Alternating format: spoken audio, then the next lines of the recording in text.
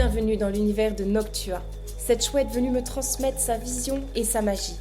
À travers cette vision, je vole vers d'autres frontières. Entre ombre et lumière, j'explore, je me libère, je me révèle. Je suis Laetitia, facilitatrice d'expansion de conscience et thérapeute.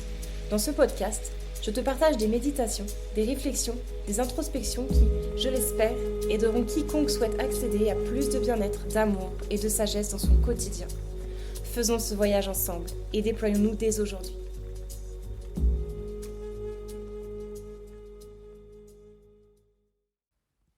Bonjour, bienvenue dans cet épisode numéro 4 du podcast Un monde plus vaste. Je suis ravie de te retrouver aujourd'hui. Aujourd'hui, on va aborder un sujet très vaste que sont les ECM, les états de conscience modifiés. Quels sont les états de conscience modifiés? Qu'est-ce que ça veut vraiment dire? Comment on y accède? Comment ça se produit? Quels sont les effets que ça produit également? Quels sont les bienfaits, les dérives? Bref, bienvenue à bord pour embarquer dans ce tout nouveau monde que sont les états de conscience modifiés. Alors tout d'abord, avant de commencer, je tiens à préciser que je ne suis pas une scientifique, donc tout ce que je vais dire là vient de mes propres recherches, de mes propres lectures, expériences, de mes formations. Donc tout ce que je vais dire ici sont les dernières avancées que j'ai en main. Bien sûr, c'est un domaine très vaste où on ne connaît pas encore grand-chose, donc il y a encore tout à découvrir, d'où le monde plus vaste. Donc je vais faire appel à votre propre réflexion sur le sujet, vos propres expérimentations, vos propres recherches aussi. Je pense que c'est super important d'avoir vraiment les deux choses, les deux dimensions. Et moi, c'est ce que je fais beaucoup. Je suis quelqu'un qui aime énormément apprendre, comprendre. Et en même temps, j'ai ce besoin d'expérimenter pour ressentir dans mon corps et apprendre à travers mon corps, à travers mes expériences. Et je pense que c'est la synergie des deux qui font que nous pouvons avoir une vision peut-être plus juste, en tout cas plus pour nous, une opinion plus juste, plutôt que de simplement écouter et lire et puis intégrer uniquement ce que l'on voit, que l'on lit ou ce qu'on nous dit. Je pense que c'est très important d'avoir aussi son propre recul, sa propre réflexion et sa propre expérimentation. Ce n'est que mon avis, donc voilà, je voulais d'abord faire ce petit disclaimer en début d'épisode pour que ce soit clair pour vous et que vous puissiez faire votre propre travail aussi d'expérimentation, de recherche et de compréhension autour de ce sujet très vaste que sont les états de conscience modifiés.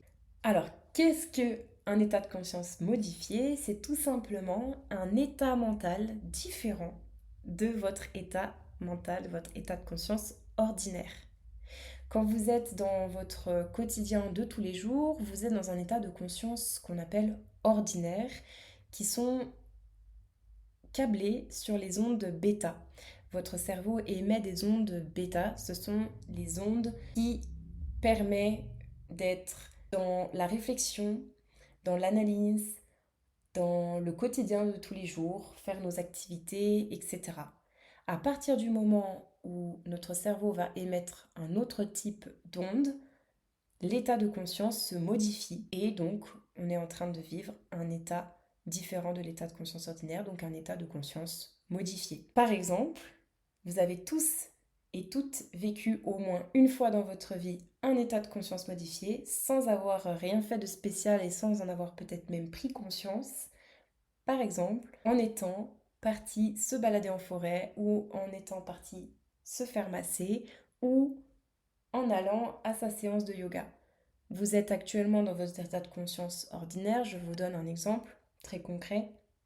Vous avez travaillé toute la journée, puis vous partez avec votre petit tapis de yoga sous le coude pour aller à votre séance de yoga du soir. Vous arrivez, vous ouvrez la porte, vous déposez votre tapis, vous vous asseyez et la session commence, la séance de yoga commence. Le professeur de yoga vous demande de fermer les yeux, de commencer en général par un exercice de respiration et de légère introspection. À partir de ce moment-là, au bout de quelques minutes, voire secondes, vous entrez dans un état de conscience modifié. À partir du moment où vous fermez les yeux, que vous êtes en pleine conscience présence à l'intérieur de vous, que vous pratiquez en plus une respiration, que vous connectez à votre corps, vous entrez dans les ondes alpha. Ces ondes vous permettent d'entrer dans un état de conscience qui se modifie pour vous apporter relaxation, détente, ce qui vous permet de vous reconnecter à votre corps et à vous et à l'instant présent.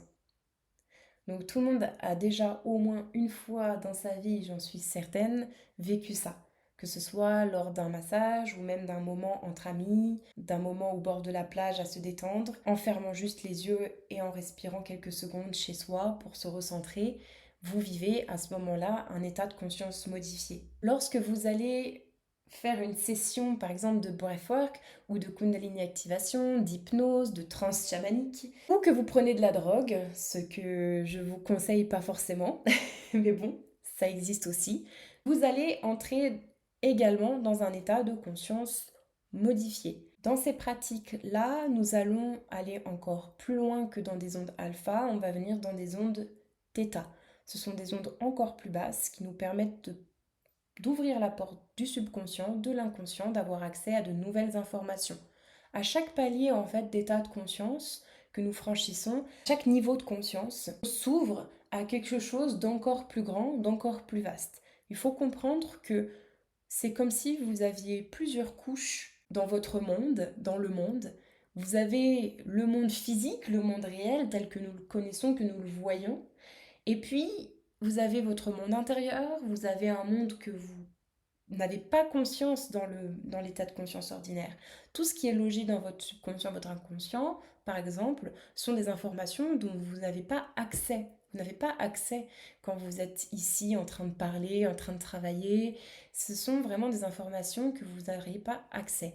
En revanche, quand vous allez dans des pratiques d'expansion de conscience comme la Kundalini activation, le breathwork, vous allez entrer vous allez émettre, vous allez entraîner votre cerveau, vous allez mettre votre cerveau, câbler votre cerveau comme une radio que vous venez tourner la molette pour programmer, pour brancher, pour capter de nouvelles ondes et pour pouvoir capter justement de nouvelles informations.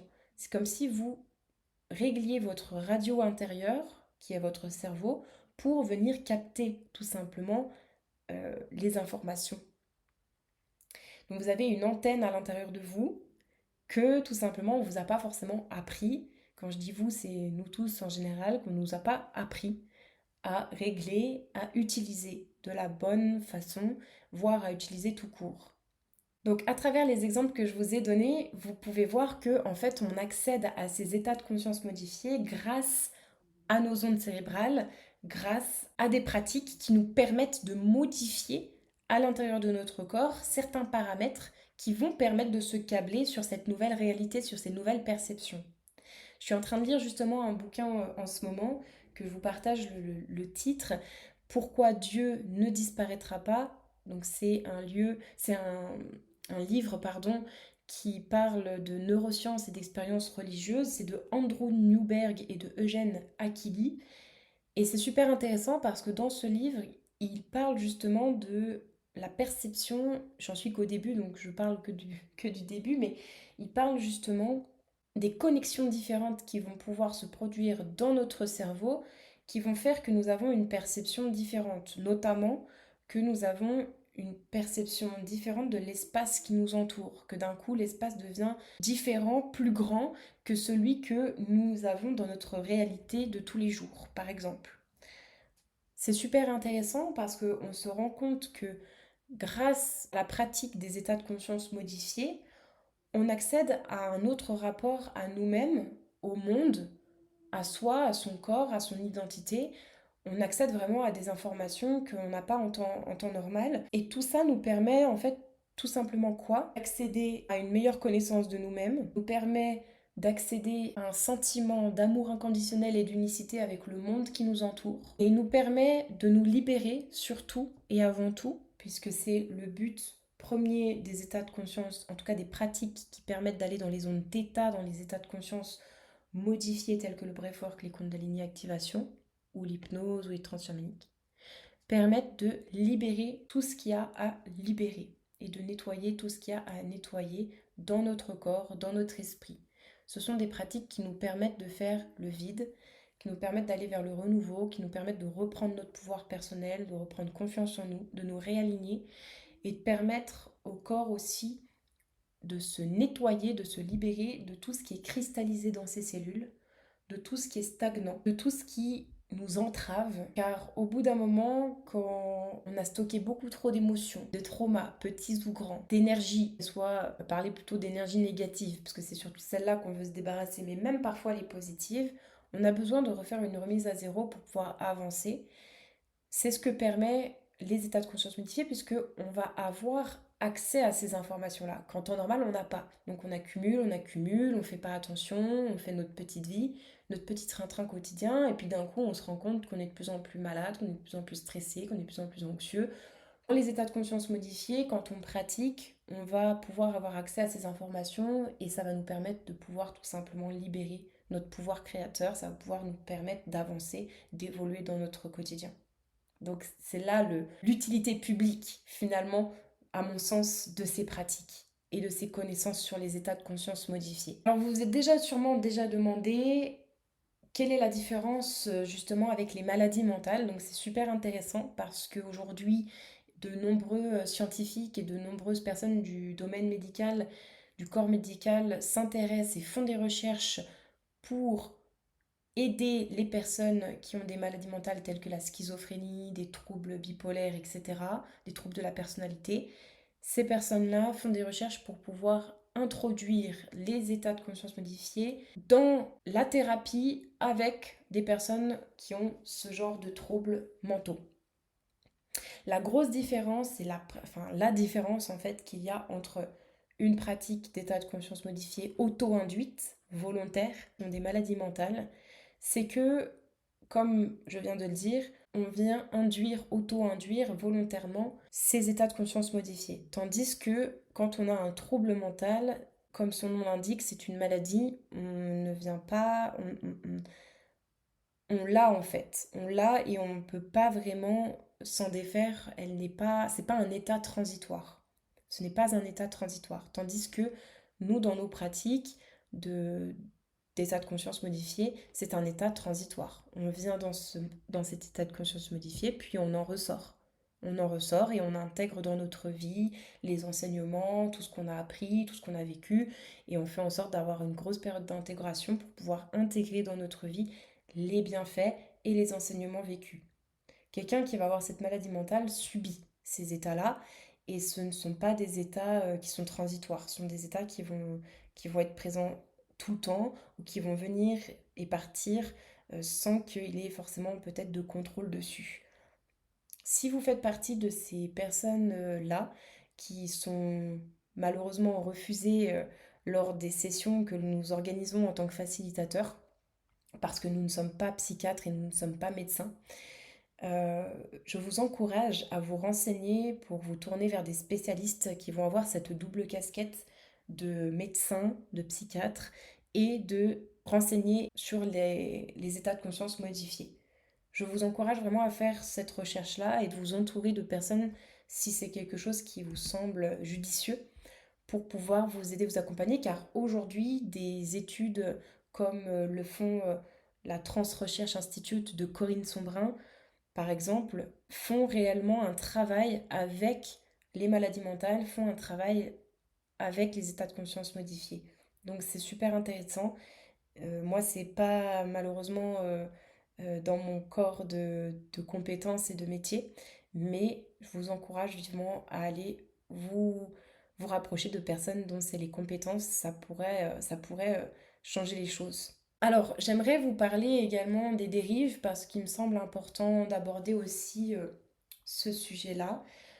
Comme vous l'avez compris et comme vous le percevez à travers ces mots, à travers cet épisode, les états de conscience modifiés, les expansions de conscience, les états de conscience élargis nous amènent à un monde plus large, à un monde plus vaste, nous permet d'accéder à un profond bonheur, à un profond état de sérénité, de bien-être, de paix intérieure, de communion, d'union aussi avec soi-même, d'amour de soi, des autres, du monde qui nous entoure. Et nous permet également de libérer beaucoup de choses. C'est pas un travail facile à faire sur soi, mais c'est parfois un travail nécessaire pour aller mieux, pour aller de l'avant. Donc ces pratiques-là ne sont pas à prendre à la légère, c'est pas de la rigolade. C'est pas comme aller à une session de yoga ou de sport ou autre chose. Là, on vient vraiment traiter avec des choses profondes. On vient traiter avec l'identité même de la personne, avec l'âme même de la personne, avec l'énergétique de la personne. Donc c'est pas un travail qui est à prendre à la rigolade. Et là, je suis en train de foutre un coup de pression en disant ça. Mais c'est parce que j'aimerais vous parler aussi des dérives qui, selon moi, il y en a deux grosses à faire attention avec ces pratiques, même si tous les bienfaits sont merveilleux. J'aimerais mettre en garde sur l'addiction que cela pourrait produire. Donc évidemment, un bon facilitateur va pouvoir gérer ça avec vous, vous accompagner si vous commencez à avoir envie d'en faire tout le temps et que ça commence à devenir injuste pour vous. Je pense que c'est super important de pas fuir sa réalité en fait, de ne pas fuir dans ces pratiques-là. Car le but même, le fondement même de ces pratiques-là est de se libérer pour pouvoir intégrer dans sa vie, dans son quotidien, pouvoir faire évoluer sa vie, pour pouvoir reprendre son pouvoir créateur, pour pouvoir reprendre son pouvoir personnel dans sa vie. Et non pas dans une vie parallèle où on est toujours à l'intérieur de soi, même si c'est très plaisant et qu'on a envie d'y aller souvent. Et vous pourrez y aller souvent. Mais il faut avoir conscience qu'il faut aussi revenir et qu'il faut aussi faire le travail dans la vie de tous les jours, car c'est important, on est là pour être incarné, pour vivre cette vie. Donc c'est quelque chose personnellement que j'ai traversé encore aujourd'hui, que j'ai traversé très fort il y a un an. Euh, j'ai senti cette fracture que ces pratiques ont mis dans ma vie entre la vie réelle et ma vie à côté, intérieure. On ressent tellement de choses, on a accès à un monde tellement plus grand, plus vaste, avec tellement de possibilités que parfois, euh, ça prend du temps aussi d'intégrer et de pouvoir incarner dans son quotidien tous les enseignements qu'on a dans cet autre univers. Avec toutes ces nouvelles informations, parfois il faut du temps. Donc c'est important de se laisser le temps et surtout d'avoir la conviction et la confiance nécessaires pour arriver à, à avancer et à mettre en place toutes ces choses, à intégrer toutes ces choses, à incarner toutes ces choses dans sa vie. Si il y a besoin d'aide extérieure, il y a besoin d'aide extérieure. Et c'est là où un travail de thérapie pourra aussi complémenter. Car dans les expansions de conscience modifiées, on vient ouvrir des portes. Et si ces portes ont été ouvertes, en tout cas c'est comme ça que je travaille personnellement, je ne viendrai jamais forcer quelque chose. C'est pas une pratique qui vient ouvrir des traumas à tout prix. C'est une pratique qui vient ouvrir ce qui a besoin d'être ouvert à ce moment précis. C'est le corps qui dicte en fait. C'est vraiment le corps et le cerveau qui dictent l'avancée et votre rythme. Donc il n'y a rien qui est forcé. Et s'il y a besoin, si d'un coup il y a quelque chose qui va s'ouvrir et qui est difficile à, à intégrer justement dans son quotidien, alors là, il sera intéressant d'intégrer une thérapie en parallèle. Mais c'est pas forcément le cas. Souvent, c'est quelque chose qu'on arrive à faire. L'intégration se passe en solo et tout va très bien, mais ça peut être un complément. Donc c'est important de prendre conscience qu'il ne faut pas fuir la réalité, sa réalité dans ces pratiques-là, car justement le but, c'est de vivre sa vie pleinement et de vivre en conscience et de vivre aligné. Donc voilà, je pense que c'est important de le préciser. Et la deuxième chose, la deuxième dérive que je vois, c'est plus du côté de la personne qui va vous accompagner, des facilitateurs par exemple, ou des thérapeutes. C'est d'avoir confiance en la personne, évidemment. C'est super important de prendre le temps avant peut-être de prendre contact, d'abord avec la personne, si ça rassure, mais d'avoir cette sensation que l'on est réellement accompagné, que le cadre est sécuritaire, que la personne propose des solutions aussi, comme là je viens de vous le dire, avec des thérapies complémentaires, c'est super important parce que on traite avec l'humain, on traite avec des choses très profondes, et donc il est extrêmement important de ne pas être entouré de gens qui vous rendent dépendant, qui vous disent que ce que vous devez faire et qui nourrissent leur ego à travers leur travail ou à travers vous. C'est très important selon moi que le facilitateur soit dans une posture de service et non pas de guérison de ses propres blessures. Et surtout qu'il ne vous rende pas dépendant de lui. Donc ça rejoint un petit peu le fuir sa réalité, etc. Pas tomber dans du gourourisme en fait. Voilà, tout simplement. À un moment donné, c'est des pratiques qui peuvent amener ça. Donc moi j'en ai conscience. Je pense que le facilitateur doit réellement beaucoup travailler sur lui pour pouvoir accompagner de façon juste et humble, avec de la bienveillance. Et même si nous restons humains et que nous ne sommes pas parfaits, mais c'est très important d'avoir cette conscience-là. Donc faites attention aussi aux personnes qui vous entourent. Et il y a de tout. Il y a de tout, en fait. Voilà. Donc c'est important de le savoir. C'est aussi ce qui peut freiner parfois à faire confiance, mais c'est comme dans tout dans la vie. Et faites confiance à votre instinct et à votre cœur avant tout, à votre capacité de raisonnement aussi. Voilà, voilà. Tout ça, c'est dit. C'est les deux grosses dérives que je vois. Si vous en voyez d'autres, n'hésitez pas à les partager avec moi. Moi, je reste quand même focus sur les bienfaits parce que reste intimement convaincue que euh, ces pratiques apportent énormément à l'humanité et au plus large encore au monde, à l'univers en fait. Donc voilà pourquoi je fais ce métier, tout simplement parce que j'ai décidé d'élargir les possibilités de ce monde et de pouvoir éveiller les consciences, d'éveiller l'amour aussi chez chacun d'entre nous. Donc c'est vraiment un chemin magnifique. Et voilà. Donc l'épisode est quand même assez long parce qu'il y a énormément de choses à dire, comme je vous l'ai dit au tout début, c'est un sujet très vaste. J'espère que ça vous aura plu, que ça vous aura éclairé votre lanterne. J'espère que j'ai pas trop perdu le fil, revenu sur le fil, parce que j'ai tendance à beaucoup faire ça. J'espère qu'il n'y a pas trop de E et de tics de langage aussi. J'essaye de travailler là-dessus. C'est pas évident de suivre ma pensée, mais j'espère que ma pensée et mon message sera passé. Petite conclusion, un état de conscience modifié, c'est quelque chose de totalement naturel que vous pouvez induire par votre simple présence, votre corps en lui-même, votre cerveau en lui-même. Il n'y a pas besoin d'artifice, c'est quelque chose de 100% naturel. C'est quelque chose qui va vous changer profondément parce que vous allez pouvoir avoir accès à un monde beaucoup plus vaste, vous allez vivre un autre rapport au monde, à vous-même, à votre corps, à votre identité. Il y a tout un tas de bienfaits, il y a autant de bienfaits que de personnes sur cette terre. C'est ça qui est beau avec ces pratiques. Il y a aussi des dérives et il faut apprendre à se protéger et à faire aussi attention à ça. Et puis on est au tout début d'une nouvelle ère pour moi. On est au tout début des avancées scientifiques aussi sur le domaine des neurosciences, de la physique quantique.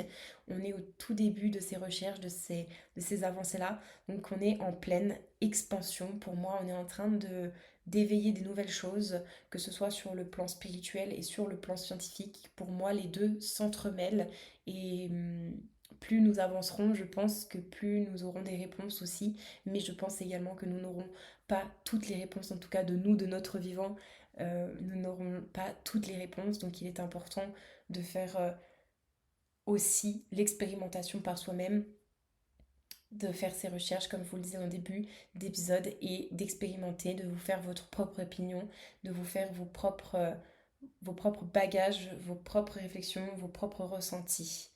Voilà, j'espère que je vous aurai pas perdu, j'espère que ça vous aura plu. J'ai trop hâte d'avoir vos retours sur le sujet.